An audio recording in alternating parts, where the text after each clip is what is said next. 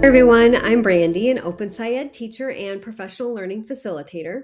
Welcome to OpenSciEd Chemistry, Unit 3, Lesson 9. In this lesson, we'll describe bond characteristics and consider substitute atoms and molecules, and then we'll complete a midpoint assessment. Let's get started. Let's take a look at how we got here. So during lesson 8, we figured out electronegativity is an atom's attraction to shared electrons, which leads to a continuum of bond polarities and bond types. And polarity explains the differences in physical and chemical properties.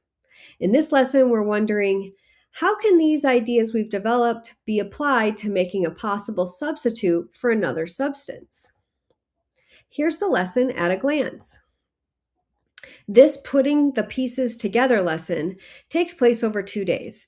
The teacher's guide says about 40 minutes of materials preparation is required to prepare the clothespin and molecular modeling components for the modeling molecular polarity in 3D activity. You could think about this lesson as happening in 2 chunks. Let's take a closer look at each. So in the first loop, the students use the new periodic table and related electronegativities to determine bond character and polarity of different molecules. They will also use diagrams and manipulatives to visualize and predict the relative shifts of electrons in different bonds. Next, we'll connect our new understanding to the matter energy forces, or MEF poster. We figure out the polarity of a bond can be determined from the differences in electronegativities of the atoms in the bond. We also figure out the polarity of a molecule can be determined by comparing the relative polarities of all the bonds within it. We wonder if we could take advantage of similar characteristics of substances to use as a substitute for materials that we need, such as medicines. In the second loop, the students consider substitute substances in medicine as they complete the midpoint assessment transfer task. We figure out that selectively substituting atoms and molecules can cause changes in polarity that affect the properties of the substances. We've made progress on many of our driving question board questions, but we have lots of questions about the role of water in so many of these chemical reactions. So we have figured out a molecule's polarity depends on the polarity of its bonds, which is determined by the differences in the atom's electronegativities.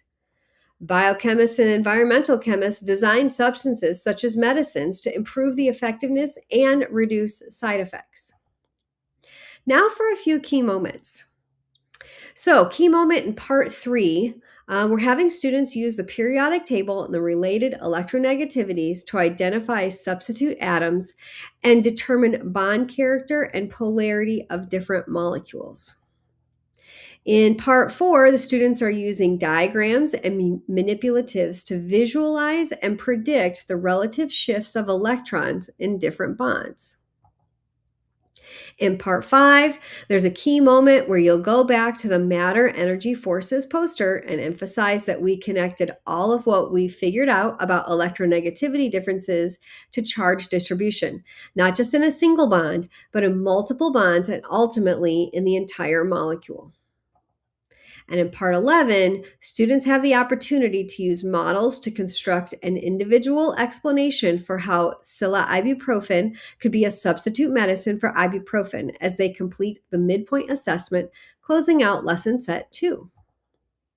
So where do we go from here? We described bond characteristics and completed the midpoint assessment. So now we wonder, how can we make substances that we need to survive off of Earth? And why do we need water in so many of those reactions? And now for a few tips and tricks. So back in part 2, if you have a kit, the electronegativity reference shown here is probably already printed in color and on cardstock. If not, I highly recommend that you print one of these for each of your students in color if possible. This reference helps remind students about the results of the simulation that they used in lesson 8 and the continuum of bond types based on electronegativity differences. In part 4 is where you'll be using the these models. In the materials preparation section of the teacher's edition, there are directions for modeling molecular polarity in 3D. It's suggested that you secure the spring to the wood in each of these 80 little mini clothespins with a dab of hot glue to keep the spring more securely fastened to the clothespin. And 40 of these same clothespins may have been prepared and used by you in the previous lesson. I didn't have any mini clothespins, so I just used paper clips instead. They worked just fine, and I didn't burn my fingers with a hot glue gun.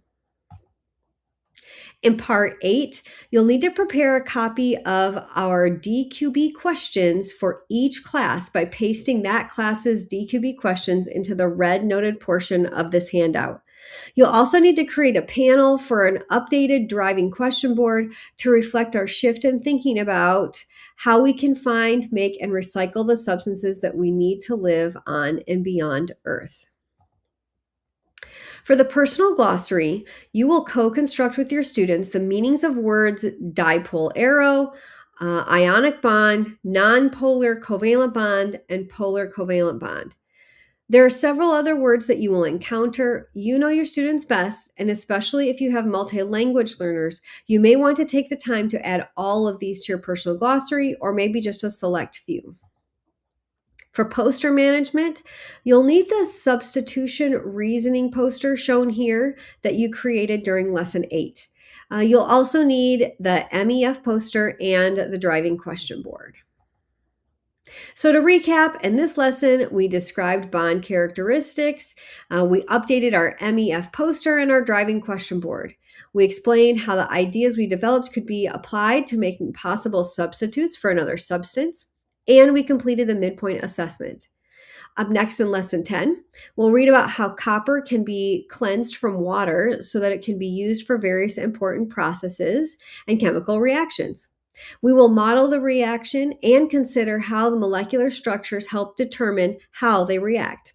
Good luck and have fun.